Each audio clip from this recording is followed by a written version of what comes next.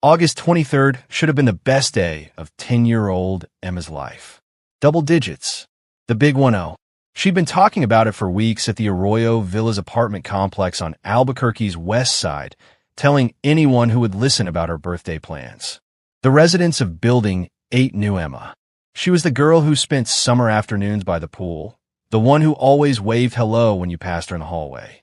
Her mother, Sarah, worked multiple jobs to keep their 3-bedroom apartment, and neighbors often saw Emma playing alone in the courtyard while waiting for her mom to come home. But August 24th arrived with no celebration. Instead, at 3:17 a.m., a 911 call would shatter the quiet of the Arroyo Villas complex forever.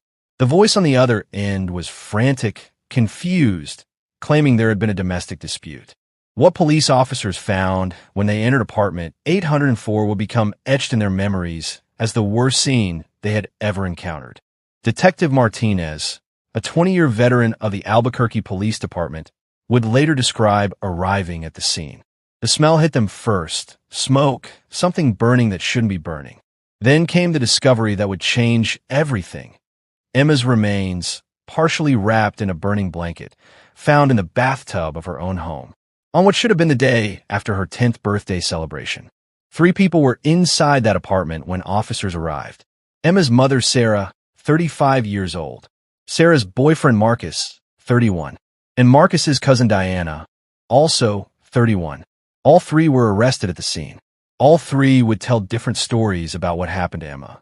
But here's what investigators knew for certain. This was no domestic dispute gone wrong. The neighbors who had seen Emma by the pool just days before, the ones who had watched her grow up in this complex, were now being interviewed as witnesses to something unthinkable.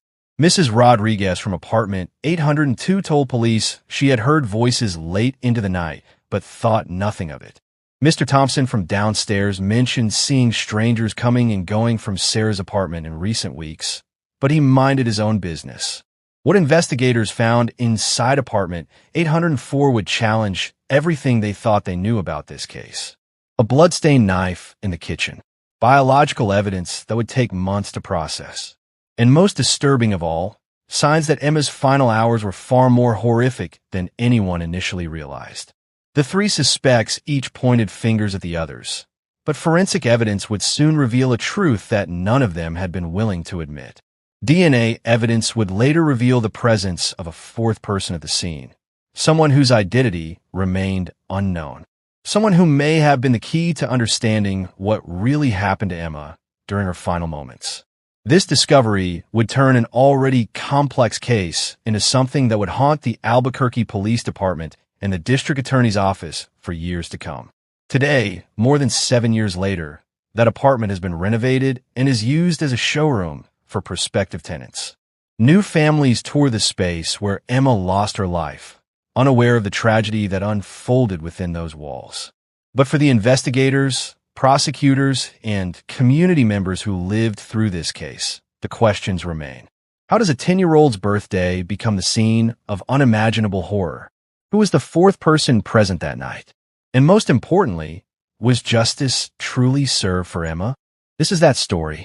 It's a story about a little girl who never got to blow out her birthday candles, about a community that lost its innocence, and about a justice system that struggled to make sense of the unthinkable. What you're about to hear will challenge everything you think you know about this case, because the truth, as it often is, was far more complex than anyone could have imagined. To understand what happened that night, we need to go back to who Emma really was. Her 4th grade teacher, Mrs. Patterson, remembered Emma as a quiet student who always completed her homework, even when she arrived at school tired from staying up late. Emma's drawings often depicted herself alone, playing with toys, watching television, sitting by the apartment pool. When asked to draw her family, she would always include her mother, Sarah, but the pictures showed them in separate rooms. Sarah Martinez had been a single mother since Emma was 3 years old, working 2 jobs, morning shifts at a local diner and evening cleaning services at an office complex. Sarah struggled to make ends meet. Neighbors described her as friendly but tired, someone who kept to herself but always made sure Emma had what she needed. The rent for apartment 804 was $850 a month, nearly half of Sarah's combined income. Emma's upcoming 10th birthday had been the talk of the complex for weeks. She had hand-drawn invitations for a pool party, complete with crayon drawings of birthday cake and swimming pool games. Mrs. Rodriguez later told investigators that Emma had knocked on her door the week before, shyly asking if she would come to her party. She was so excited, Mrs. Rodriguez would later testify. She said her mom promised her a real birthday cake this year, not just cupcake from the store. But Sarah's life was about to change in ways she never could have predicted. 3 weeks before Emma's birthday, Sarah met Marcus Gonzalez at the diner where she worked. Marcus was 28, recently released from a stint in county jail for drug possession. He was charming, paid attention to Sarah in ways she hadn't experienced in years, and most importantly, he seemed to accept that she came with a 10-year-old daughter. Neighbors began noticing changes in apartment 804 by early August. Marcus had moved in, bringing with him his cousin Diana Kelly and a rotation of friends who would visit at all hours. Mrs. Thompson from the apartment below complained to management about noise late into the night, adults talking loudly, doors slamming, and what sounded like furniture being moved around. When she called the front office, she was told that as long as it wasn't after midnight, there wasn't much they could do. Emma's teacher would later tell investigators that the little girl's behavior had changed in the weeks leading up to her birthday. Previously chatty and engaged, Emma became withdrawn during class discussions. She started falling asleep at her desk during afternoon lessons. When asked if everything was okay at home, Emma would simply nod and change the subject to her upcoming birthday party. The maintenance supervisor, Carlos Ruiz, had worked at Arroyo Villas for 6 years. He knew every tenant, every car, every routine. In mid-August, he started noticing unfamiliar vehicles in the complex, people he didn't recognize coming and going from Building 8. Something felt off, he would later tell police. These weren't family visits or friends stopping by. These people looked like they were conducting business. What investigators would piece together later was that apartment 804 had become a hub for something far more dangerous than anyone realized. Text messages recovered from Marcus's phone showed conversations about bringing people over and setting up meetings throughout the month of August. Sarah, working long hours and trusting Marcus to help with Emma, had no idea what was really happening in her home during her absence. On August 22nd, the day before her birthday, Emma distributed her party invitations to neighbors throughout the complex. She was particularly excited because Marcus had promised her a surprise for her special day. She told Mrs. Rodriguez that her mom had saved enough money for a real birthday cake from the bakery, and that Marcus was planning something really special for her 10th birthday celebration. August 23rd arrived with Emma's usual excitement. She woke up early, putting on her favorite dress, a purple one with flowers that Sarah had bought specifically for her birthday.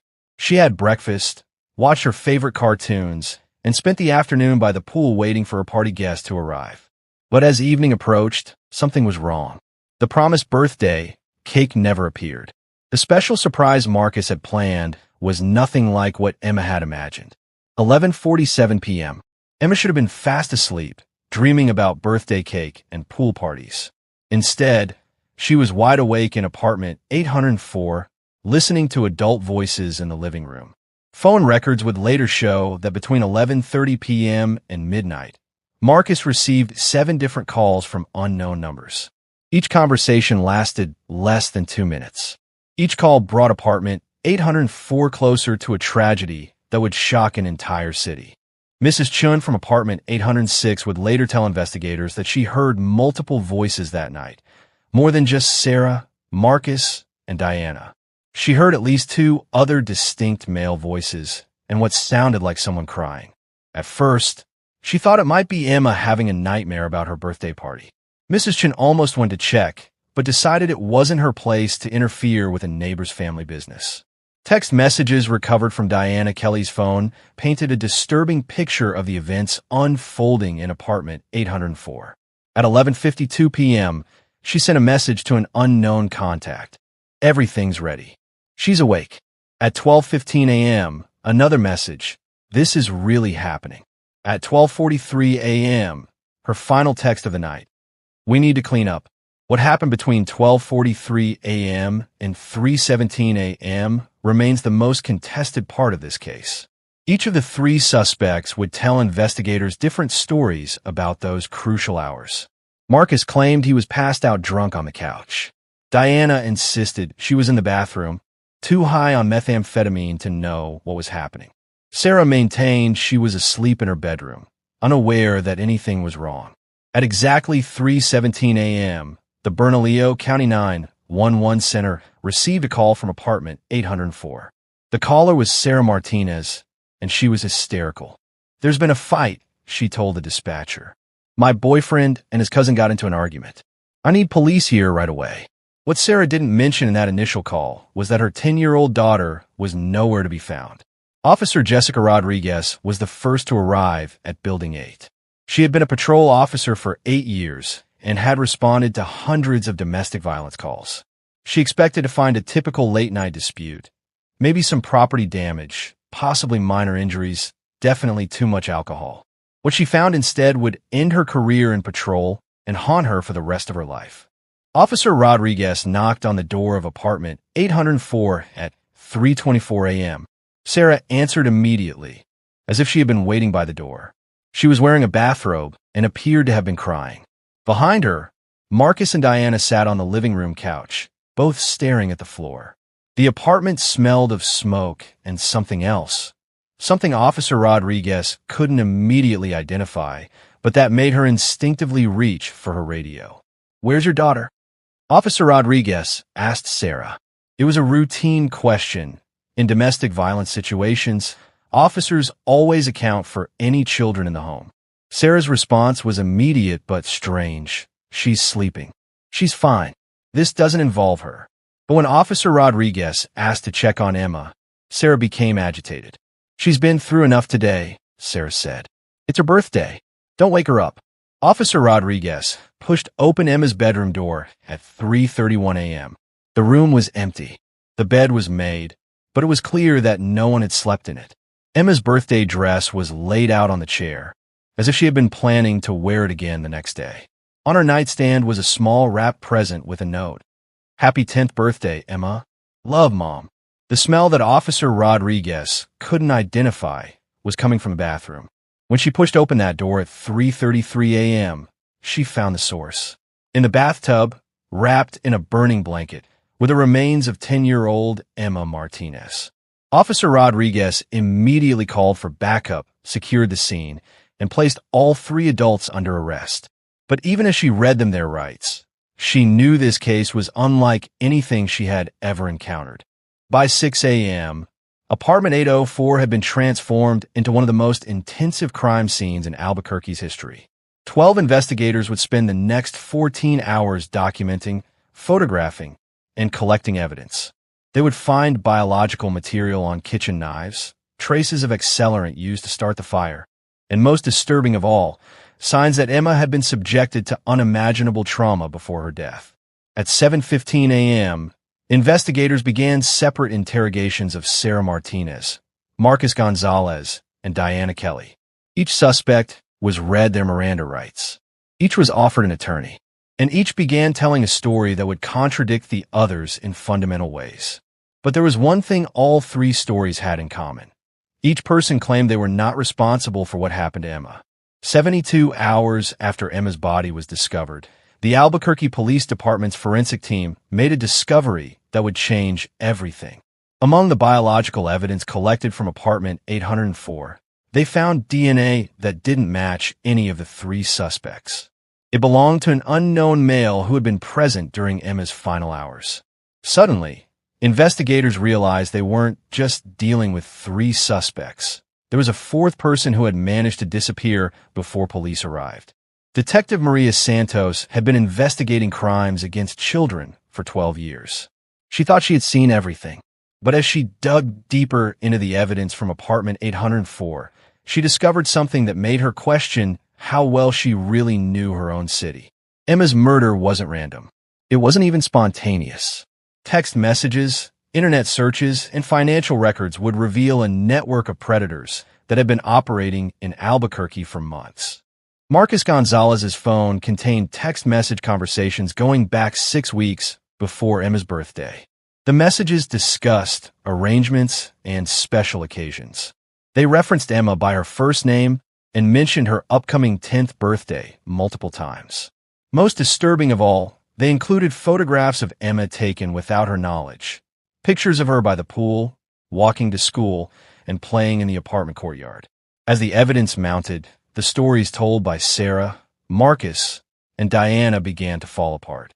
Sarah initially claimed she was asleep and heard nothing. But security footage from the apartment complex showed her car leaving at 2:30 a.m. and returning at 2:55 a.m. Marcus insisted he was unconscious from drinking, but his cell phone had been actively sending messages until 3:10 a.m. Diana maintained she was too high to remember anything, but her detailed descriptions of the apartment layout and timeline suggested otherwise. The legal proceedings that followed would span nearly 6 years and challenge the Bernalillo County District Attorney's Office in ways they never anticipated. Proving what happened to Emma was complicated by the conflicting testimonies, the unknown fourth suspect, and the complex web of evidence that investigators continued to uncover. Each of the 3 defendants would ultimately accept different plea agreements, but none would be convicted of Emma's actual murder. In June 2018, Sarah Martinez accepted a plea agreement for child abuse resulting in death. She was sentenced to 12 years, but would serve only 6 due to time already served. Diana Kelly was sentenced to 44 years in prison, though she may serve only half of that sentence. Marcus Gonzalez was found guilty on all charges in 2022 and received the harshest sentence. But here's what troubles investigators to this day. None of them were convicted of Emma's murder, because prosecutors could never definitively prove who delivered the fatal injuries. Today, the Arroyo Villas apartment complex looks much the same as it did in August 2016. Building 8 has been renovated, and apartment 804 has been renumbered and converted into a model unit for prospective tenants. Families tour the space where Emma died, unaware of the tragedy that unfolded within those walls. The management company installed new security cameras and improved lighting throughout the complex, but residents who lived there during Emma's time remember. Emma's elementary school installed a memorial bench in her honor, and every August 23rd, community members gather to remember a little girl who never got to blow out her 10th birthday candles.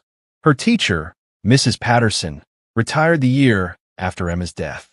She told local reporters that she couldn't stop thinking about the drawings Emma had made, pictures of herself alone, waiting for her mother to come home, dreaming of birthday parties that would never happen.